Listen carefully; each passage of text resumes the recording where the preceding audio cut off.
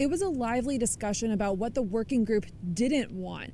They were talking about 4 different schools that will eventually consolidate into 2. Corey Wright, the Chief of Accountability, Assessment, and Research for Duval County Schools, says the conversation right now is around Love Grove Elementary and Englewood Elementary closing to move into 2 larger schools that are being built at Hogan Spring Glen and Spring Park. Tonight we were discussing options that just impact those 4 schools and trying to decide how to split the zones, attendance zones, of the schools that are closing into the new schools.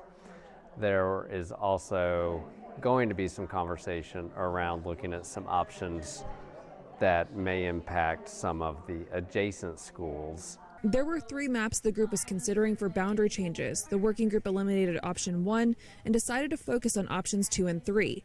Board member Cindy Pearson felt like that was a good choice. And why is that? Because it took students, some students were very far from their new school.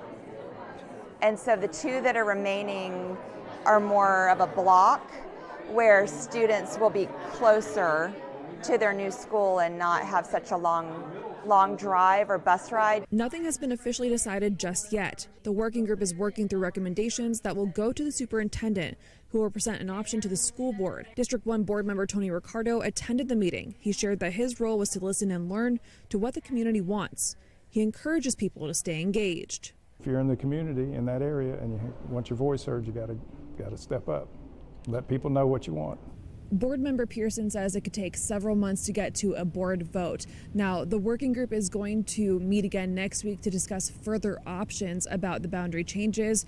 Whatever the decision is, whenever the board does end up voting on this, it will all be implemented in August of 2027 when those 2 new schools open. Ariel Schiller, Channel 4, the local station.